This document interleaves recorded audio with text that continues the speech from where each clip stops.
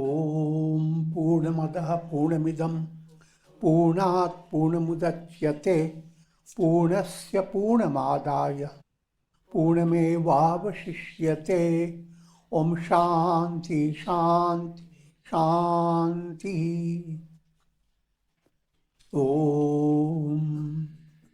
ब्रह्मानन्दं परं सुखदं केवलं ज्ञानमूर्तिं द्वन्द्वातीतं गगनसदृशं तत्त्वमस्यादिलक्ष्यम् एकं नित्यं विमलमचलं सर्वधी साक्षिभूतं भावातीतं त्रिगुणरहितं सद्गुरुं तं Namami. Om. Adoration to Sadguru is Brahman, the giver of supreme bliss, embodiment of pure consciousness, one without a second, vast as the ether, infinite, eternal, beyond the three gunas and their modifications, the supreme preceptor. Yoga Vasistha, Upashama Prakarana, section 56 continues, and this is the episode of King Suraghu, king of a hill tribe. The hilly state is known as Hemajata.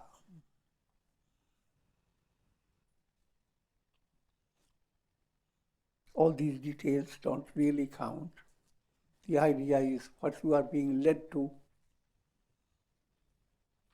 listen to about mystical insight into attaining liberation.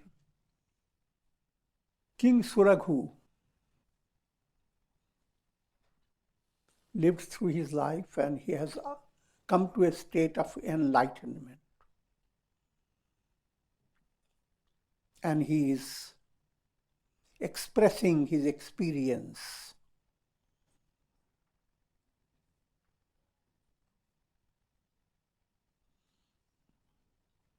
And that becomes the basis of practicing affirmation for spiritual seekers,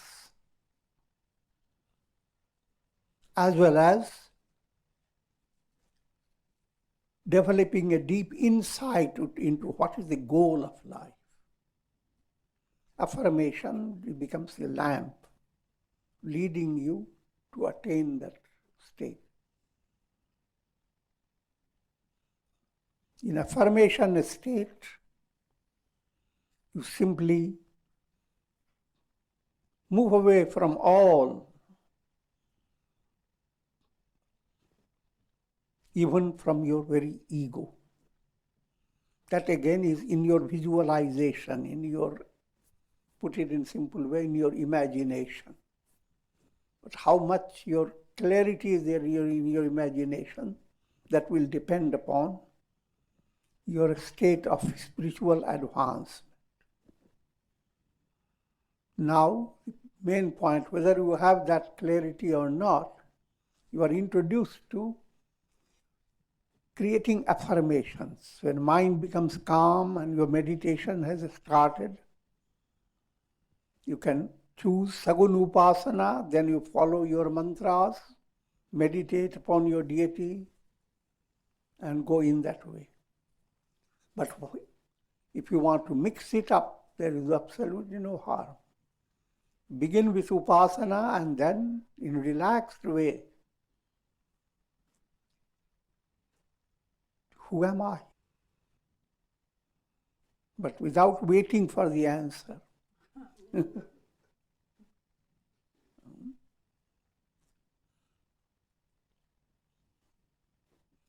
I am eternal, nityam, shuddham, absolutely pure. I am Satchidananda. I am pure consciousness. And there's a whole list of countless terms that we can use.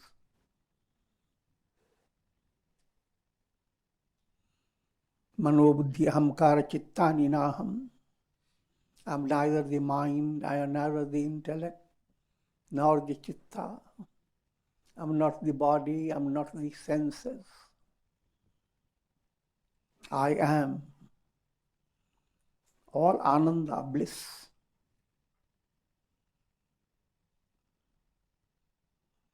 I'm more effulgent than million suns put together. More profounder than all the oceans.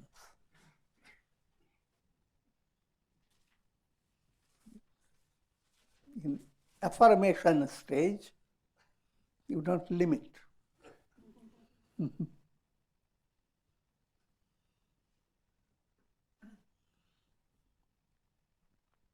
That affirmation stage matures into actual realization. And that state has come with Suraghu. He is enlightened. But his enlightenment is being displayed for aspirants to have good insight into what enlightenment means.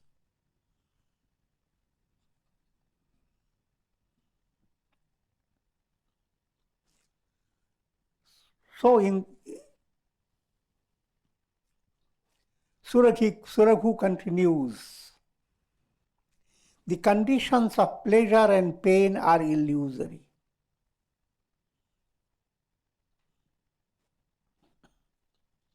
Your mind faces always prosperity, adversity, raga, dvesha, attachment, hatred, positive, negative, pleasure and pain. You have to work normal if you don't have any spiritual initiation or teaching. Then when the positive state comes, your mind collects so many data of positive experiences.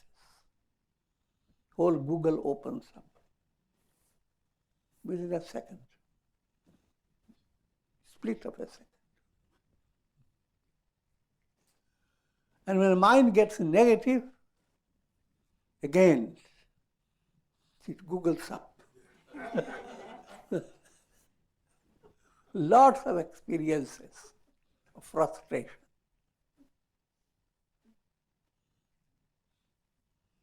And for the vast majority of people, there is no other choice. You stay in a world of a dangling mind. But as a spiritual evolution takes place, as you begin to do sadhana, integral yoga in life, you do not fight against positive and negative. You don't fight against mind reacting. Positive makes the mind little happy, negative makes. But what you do not allow your energy to go into all these Googled up positive and Googled up negative.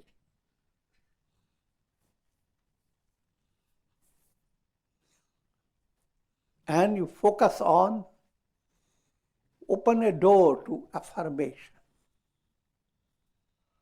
In that, when you move away from positive and negative, then the mind is getting quieter. Quieter mind is like a lake. That lake has been full of waves and was not reflecting the sky. Sky was always there. But now the mind begins to reflect. The reflection doesn't occur all in clarity, but it is progressive. And that's called vichar, practice of vichar. And as vichar matures,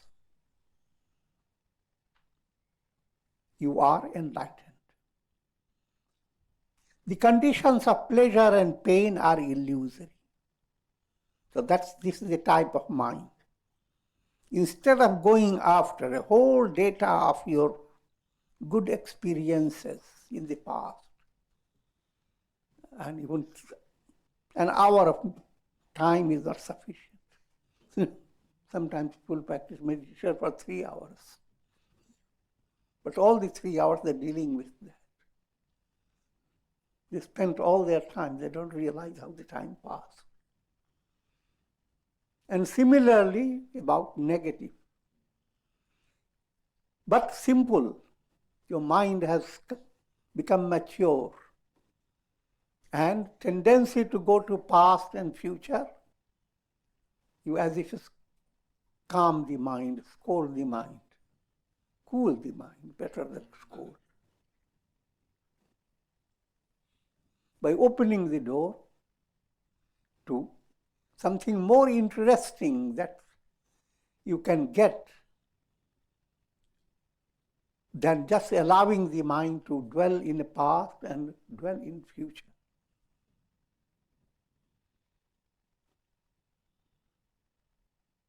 And what you are bringing to your mind, a mature vision, this pleasure, this pain, that goes on occurring in the world. They are illusory. When you dream, you have all types of dreams, positive, negative. Calm mind, it is a dream, so it will pass. Nothing exists, neither this past nor the future. But what exists, that's where your mind now has to settle. The self that illumines all conditions is transcendental and untouched. The self is your pure consciousness. Pure consciousness is like, allegorically, like a lake, calm lake. Mind creates reflections, projections. Through the mind, you are not seeing pure consciousness, you are seeing lots of colors within the lake of your consciousness. It requires a lot of practice and progress on the spiritual path to be able to see the distinction between awareness and the mental projections. Awareness is like a lake. All projections are reflections.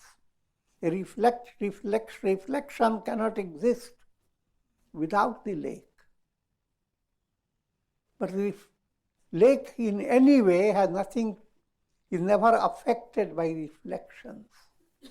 All your mental projections, they have been sustained by the lake of consciousness. That lake of consciousness is your reality. All reflections will come and go, led by your karma. The karma allows to hold on to those reflections and stay in that level of apparent reality.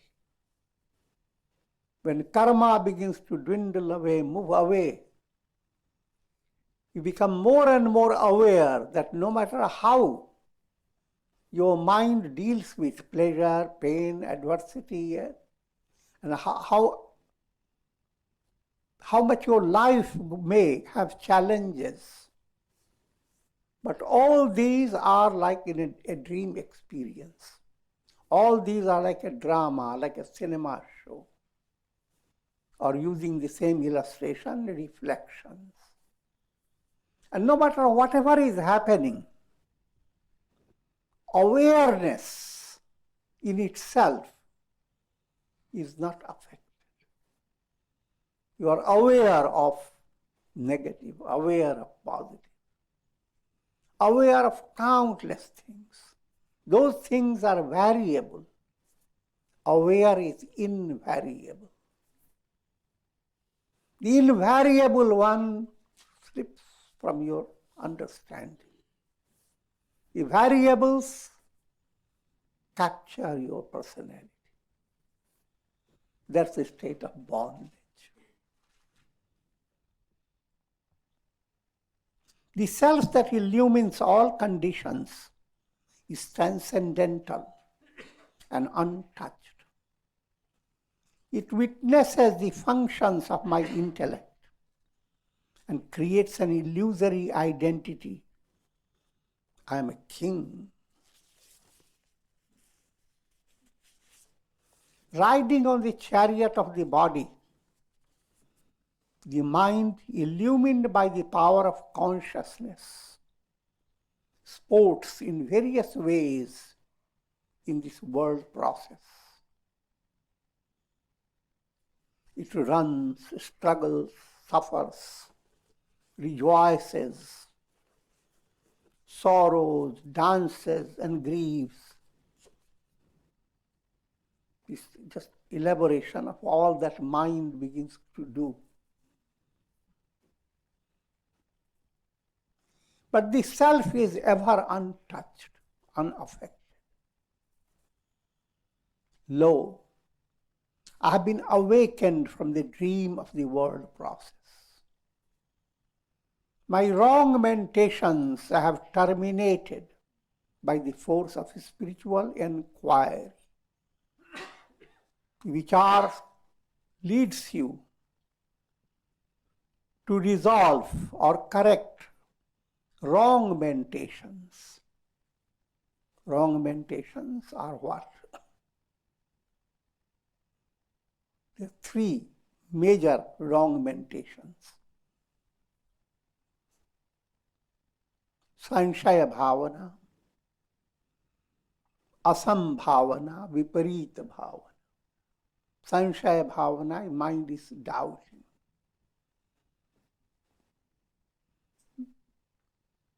In the state of reflection, in the state where mind is, where you are deeply involved with mental projections,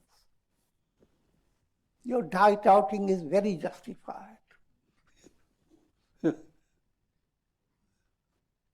Because what you see from one point of view, from another point of view, it becomes one time positive, another time negative. Even with very near and dear relations, few days goes wonderfully, few days goes other way around.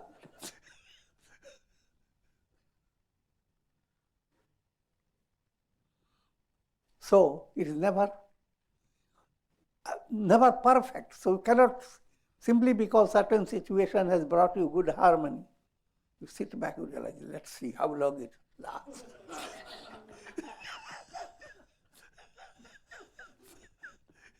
There is always Shankar, sunshine.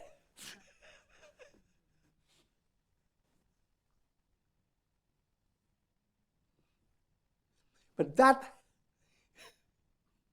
addiction of the mind is addicted to Shankar, sunshine. That addiction has to be broken. That mind should get into experiencing strength of faith, miraculous act of God's grace, the ability to wait with confidence that you are going to witness the triumph of virtue over vice. When the mind develops that type, you are moving away from sanshaya-ridden mind to faith embellished mind. And there lies your spiritual success. For yourself, how can you stay on facing mighty challenges or even ordinary challenges with that type of internal patience that all this have their meaning, their purpose, they will pass. On one side, you have the self-effort led by your karmic process. Handle all the situations the best way you can. And with God's guidance, your intelligence and how to handle will go on improving. On another side, a definite understanding that they're not going to stay. The child is frightened by darkness of the night. But Mummy gives confidence to the child. The day is coming. And the child believes the mother. So, from the state of being terrified, develops a state of wait and watch. But while waiting, just watch at the face of the mother.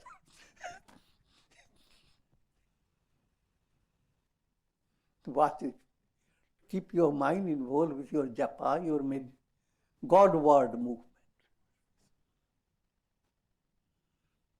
So your God-word practice is never affected. So, let me turn to those erroneous mentations. That's Shanka, doubt. Another mental reality develops. Mind goes on holding on to so many failures you had in your life. So, you straighten the mind to accept the fact that liberation is your goal. And every soul will attain the highest. But it's not possible for I know myself.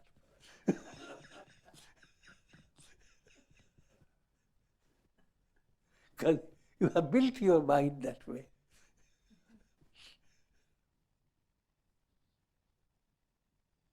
Constantly coming back to the conclusion that you are a failure.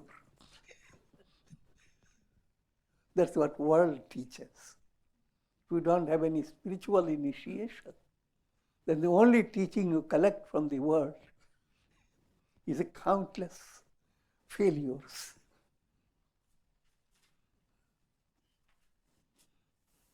So that asambhavana, that's the next mentation, that's the negative type.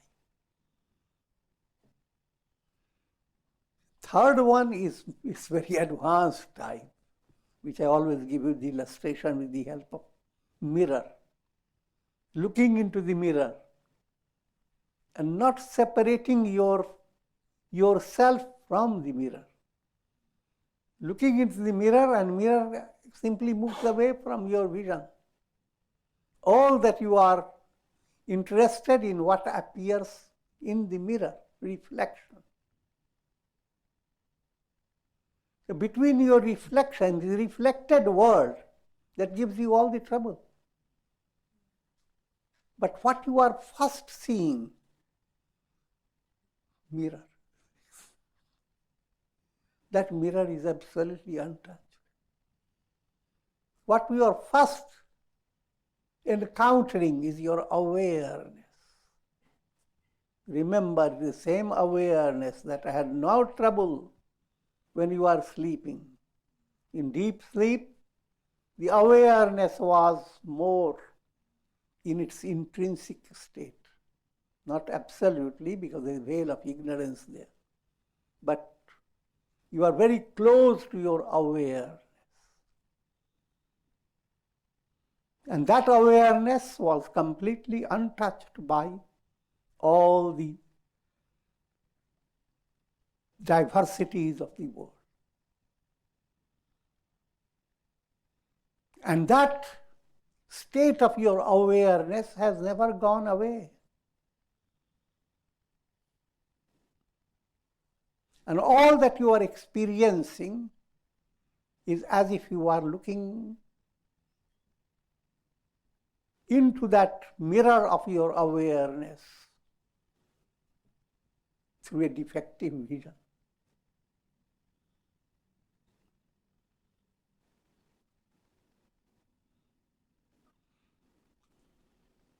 You see your face. The face was very youthful and young, now gets shrinked up.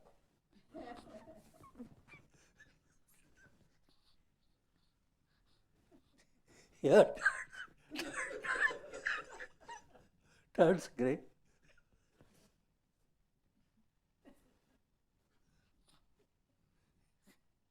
But the mirror remains the same.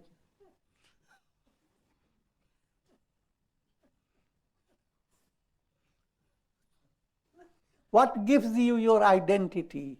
The mirror. Your identity that you see in your mirror through your body-based vision is very poor. It's constantly changing. Jnana drishti, you are seeing the awareness itself, completely untouched by the body and its all changes that occur in the body. Completely untouched by the way you experience the world with countless problems, worries, and anxieties. The awareness is completely different.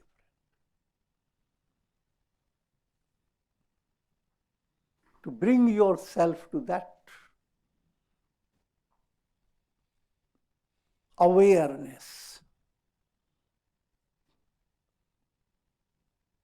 first stage is yours, living a life of surrender to God.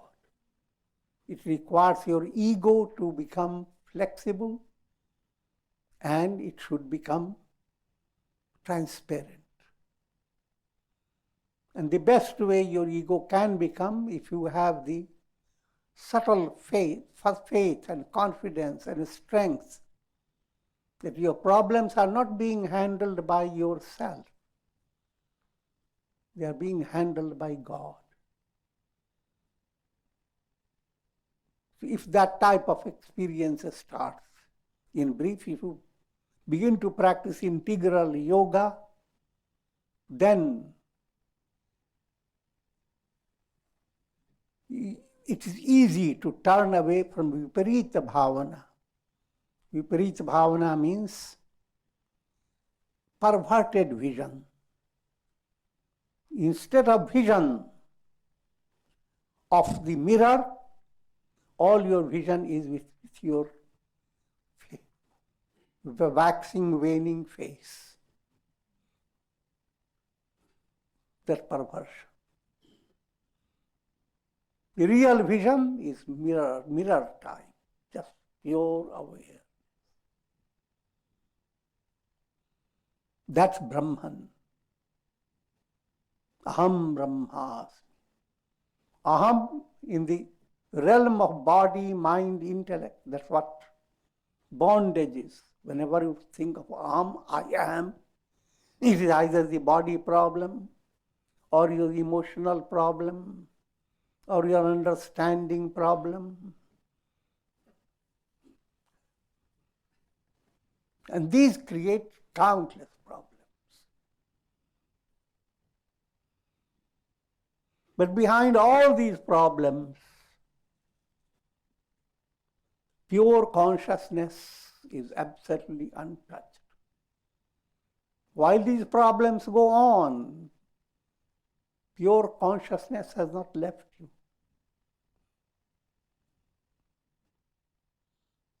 And when you turn to that type of vision, moving away from body identity vision to the revelation of Aham Brahma, from I am body to I am Brahman, if that movement develops,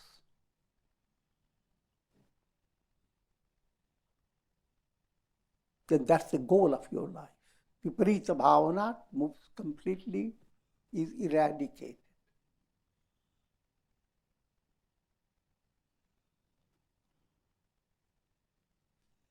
That which was to be seen, I have seen.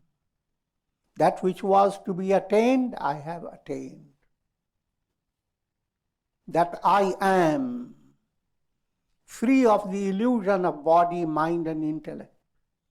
That I am is ever full.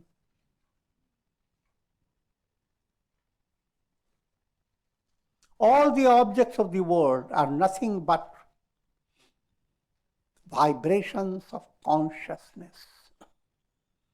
Vibration term is used in an allegorical way, called chit spand. All projections on the screen can be considered vibrations. They are all vibrating forms. They are like curtain spun.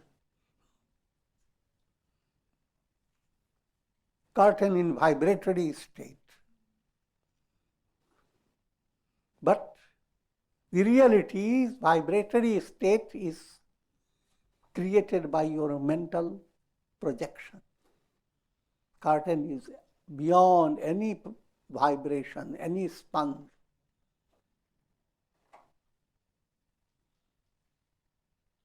The entire world experience is experience based on projections. It's always vibratory. Mind is projecting every moment. And whatever you are experiencing, it doesn't stay exactly. Just like whatever you see in the cinema show, to your eyes it may seem, oh, it's practical reality, it just moves on, this. But it is a broken up reality. Frame after frame are being projected in a certain speed. To the eye, the speed is perfectly ignored because your eyes have that type of capacity to keep up, to outfox the broken up space. So human eyes create a consistent drama, while in reality it is not consistent at all.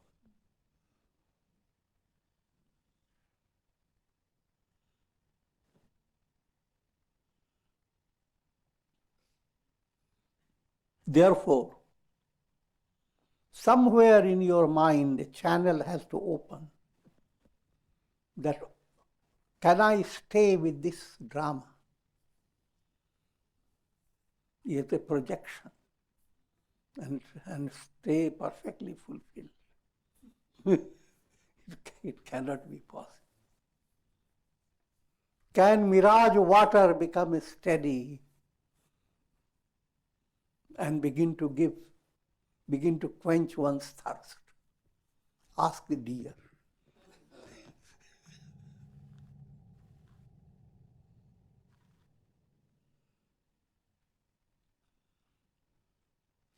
That pure consciousness am I, transcending the three bodies and the three states of consciousness. And this is a simple Vedantic practice. When the mind begins to relax and you want to understand, who am I? Then you start questioning, am I the physical body? And then you realize physical body is not constant. When you are awake, you are aware of your physical body. When you are in dream, physical body doesn't matter. Another body is always operating, subtle body. When you go into sleep, even the subtle body doesn't matter. It's a causal body. if you become more mature in spiritual thinking, even while you are aware of your physical body, the awareness of the physical body is based on the working of your mind. If your mind, your brain stops utilizing your mental energy in a special way, you will not know where your limbs are. Ask the doctor. So, you experience your physical body on the basis of the mind. So actually, you have a mind all the time. Mind is never separate from your body. And then, even mind is never separate from the causal state, which for general masses, that causal state is your subconscious, unconscious. And that unconscious is never separate from pure conscious, turiya. So therefore, this is the meaning behind I am not the body, I am not the mind, I am not the intellect, I am not the three bodies.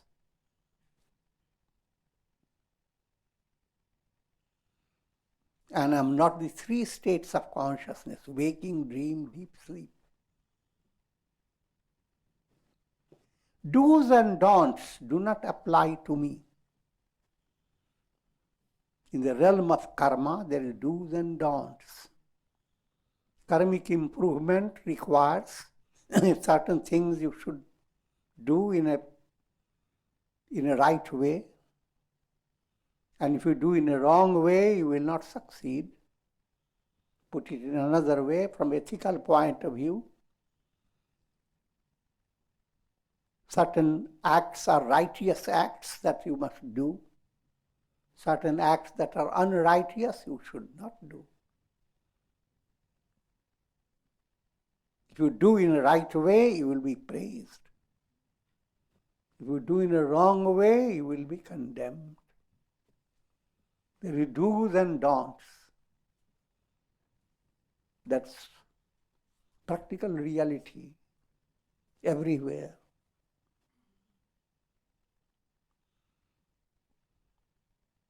But pure awareness, the real I am, is not dependent upon karma.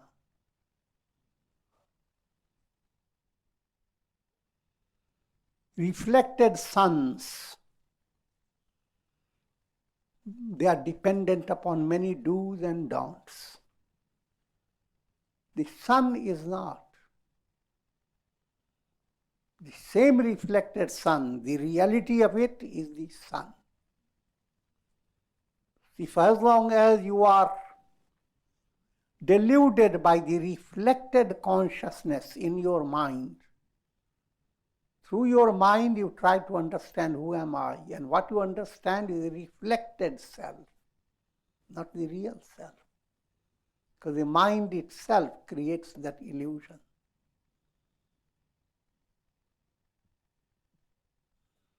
And in order to make that reflected self better, you need to go through changing your mental structure, allowing your mind to follow the path of virtue instead of path of vice. Instead of making it muddy, make it nirmal. So virtue and vice, they go on defining your reflected self, jiva. But when you discover I am the sun, as the sun you have nothing to do, neither with do's nor the don'ts. It's beyond. Pleasure and pain do not affect me. I am the all-pervading Brahman. In vain did I exist as a dull-wit soul for a long, long time.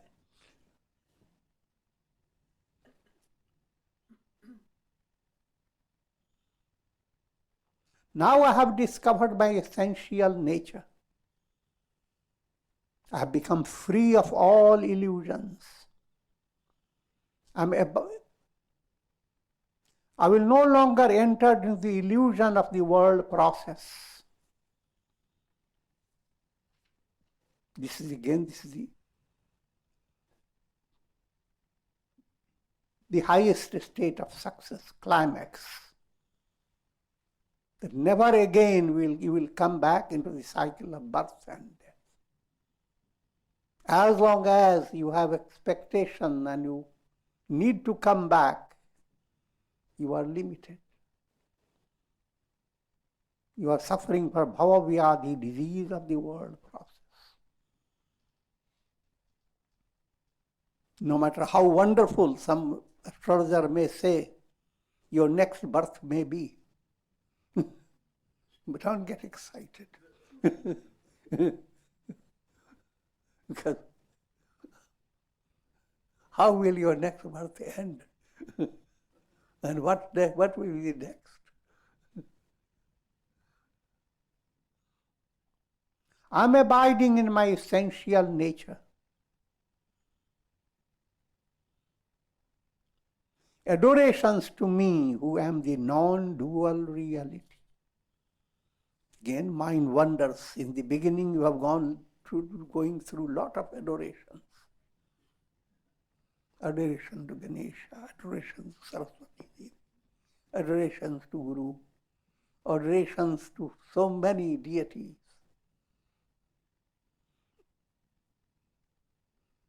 But in the revelation, I am Brahman. That I am Brahman is the reality behind Brahma, Vishnu, Ganesha and all. So therefore, adorations to me. That awaits your spiritual sadhana. Aham Brahma. But adorations to me is, you must understand, it is absolute self-effacement. The ego has no role at all. When ego dissolves, the real I am shines. That I am is the source of all adoration, for all times, for all religions, for all souls. That's Brahman, the absolute truth. Section 60. King Suraghu after enlightenment. Sage Vasishtha said, O Rama, just as sage Vishwamitra attained Brahmanhood by the force of his intense austerity, in the same manner the king of Hemajata attained enlightenment by his self-effort. After attaining enlightenment, King Suraghu ruled his kingdom without allowing his mind to be agitated by worries and anxieties. He was like a mountain remaining firm in the midst of turbulent river.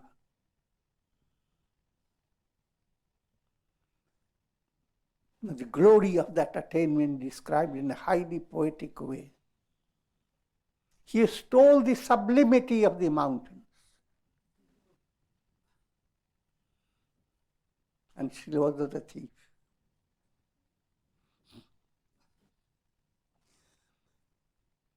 He stole the profundity from the oceans. He became the embodiment of goodness and divine beauty, Saundarya. Shining like the sun beyond the clouds, He transcended the dualities of the world. He was neither cruel nor compassionate, neither intelligent nor dull, neither good nor evil. All these are relative terms relating to conditioned mind. But now, I am Brahman, that's not dependent upon conditioned mind. He could not be described in the terms of the limited concepts of the mind. Having ruled his kingdom for a long period of time, King Suraghu entered into the state of Videha Mukti.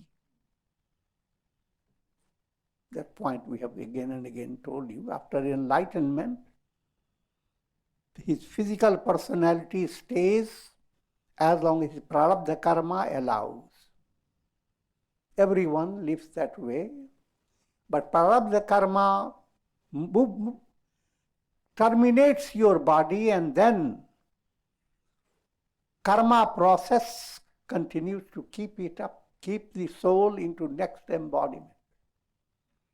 So, ending of the prarabdha karma is not end of karma.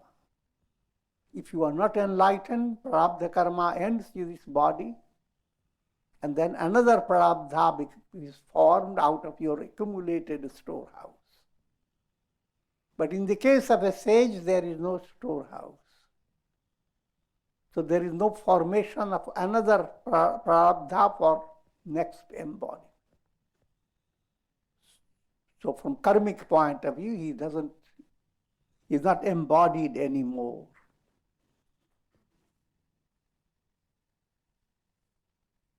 So that's Videha Mukti, disembodied salvation.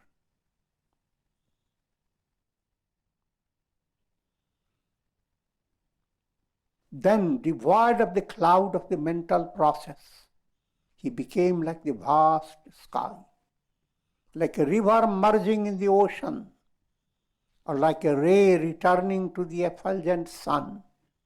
He became one with Brahman, the Absolute. Section 61. Sage Vasishtha continued, O Rama, may you also attain the same state which was attained by King Suraghu. And having destroyed ignorance by the force of wisdom, become free of grief. Just as a child who is terrified of darkness becomes free of fear with the advent of light, when the sun rises. In the same way, when the mind acquires the light of wisdom, it becomes free of all miseries. Just as a person who has fallen into a deep well becomes free of fear after he takes a firm grip on a strong rope that will lead him to safety. Worldly condition is like having been fallen into a well. You are not well at all.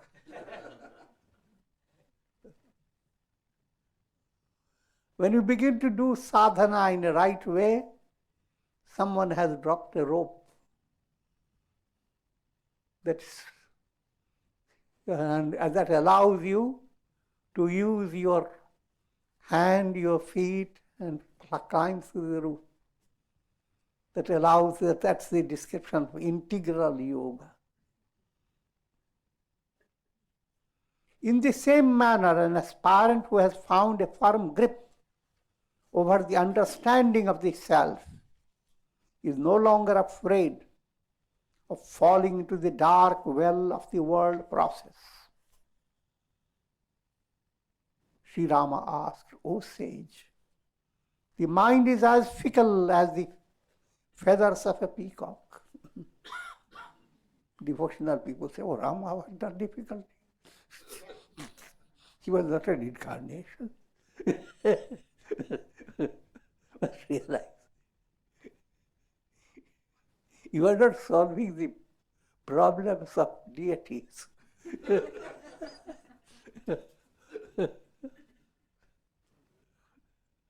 Their problems reflect your problems.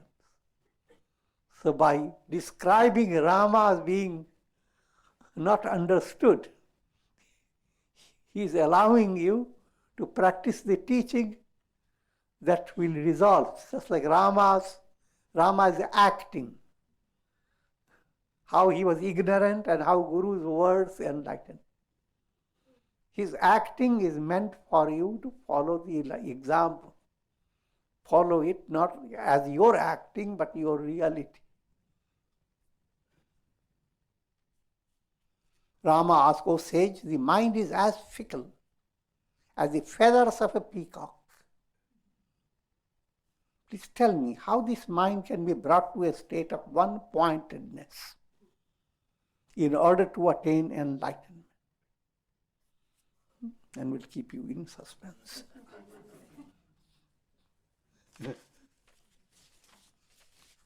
Om Trayambakam Yamahe Sugandhim Pushti Bardhan Urvarukuma Bandhanan Mrityor Mukshiyama Mritat Om Sarve Bhavantu Sukhina Sarve Santu Niramaya Sarve Bhadrani Pashyantu Ma Kashchid Dukhabhag Bhavet Om Shanti Shanti Hari Om.